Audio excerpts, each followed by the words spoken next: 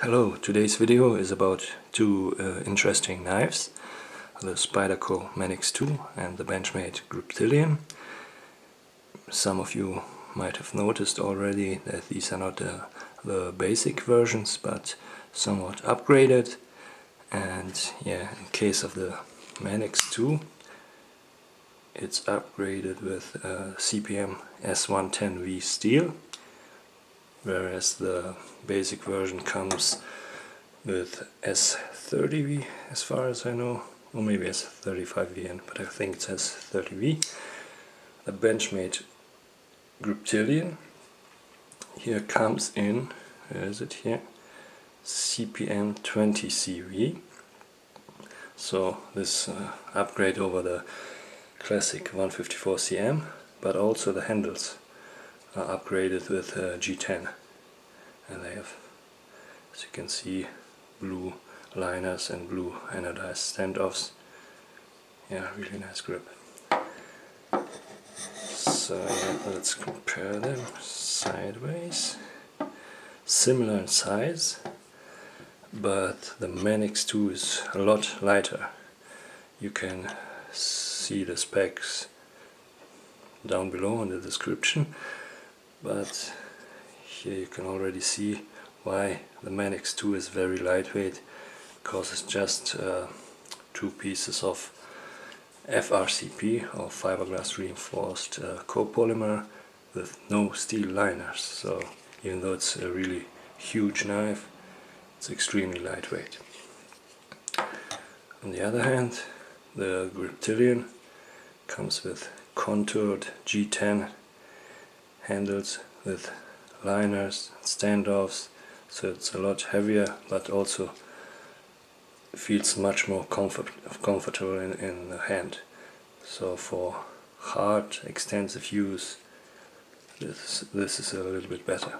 Not a little bit, it's a lot better. The locking mechanisms look somewhat similar, and they are. This is Spyderco's ball bearing system, and Benchmade calls this the axis lock.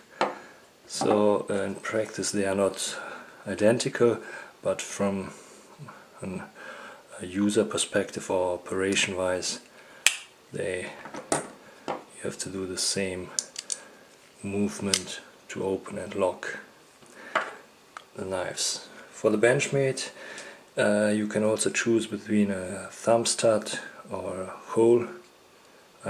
Because I like Spyderco's, I chose the Spidey hole in the Benchmade. Yeah. So it also comes in this case then with a slightly different blade shape compared to the thumb stud version. The Spyderco comes in a classic leaf shape. Yeah, the main reason to buy these two upgraded knives, I guess, is the upgrade in the blade steels. So yeah, I have this one.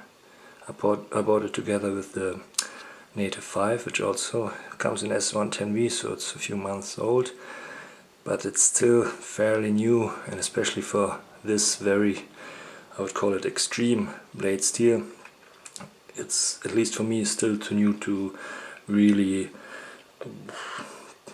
assess it somewhat. I mean, the main selling point is it's wear resistant, and even that I still have to put through some more thorough testing, so you can regard this video as a first impression video still. Yeah, both of these steels are stainless, but the S110V is on the lower end of stainless, so with just around 14%, while 20CV is, I think, around 20% chromium content. Yeah, but the main point here is that this blade is supposed to hold an edge for a very long time. Well, indeed it still has the factory edge in mind, because yeah, I haven't used it a lot yet, and the steel itself is very resistant, so yeah. But maybe after a year I can really say how good it is in terms of wear resistance. 20CV on the other hand, I also don't have a lot of experience, and to make things worse, this is even newer knife to me, only a few days old.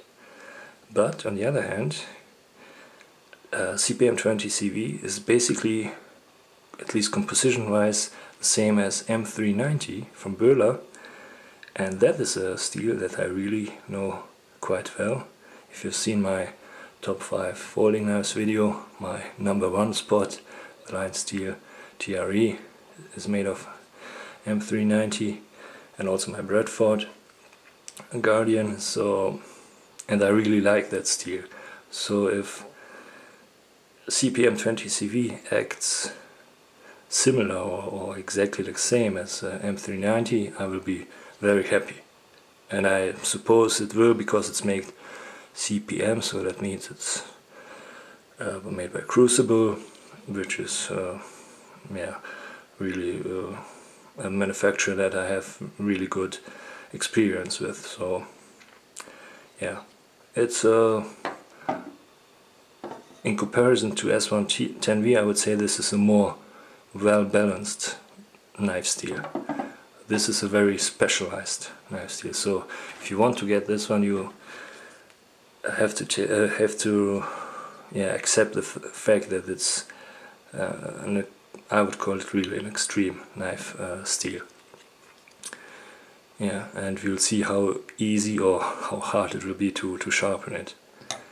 While M390 respectively 20CV shouldn't be such a problem, and it's really decent in almost all aspects. And here, how about this one? You still have to see. Oh yeah. So I would say this is more specialized knife if we really want something that holds an edge, so really highly wear resistant in terms of abrasion, and you don't care about the handles that much, so this will be a nice choice. And it's really lightweight for its size, and this one is more an all-rounder with really good ergonomics compared to the basic version, and it looks a lot better. I was skeptical at first about the gray handles, but in real life it looks really nice, I think, at least. So yeah, that's that. And just a small size comparison. Here's the Lion Steel SR1, and as you can see they are similar in size. And Spyderco Paramilitary 2, again in the same size category. And last but not least, CRKT Amicus, also very similar.